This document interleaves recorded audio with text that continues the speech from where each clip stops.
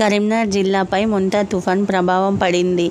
ఎడతెరిపి లేకుండా కురుస్తున్న వర్షానికి లోతట్టు ప్రాంతాల్లో వరద నీరు చేరింది. వరి కోత సమయం కావడంతో అన్నదాతలు ఆందోళన చెందుతున్నారు.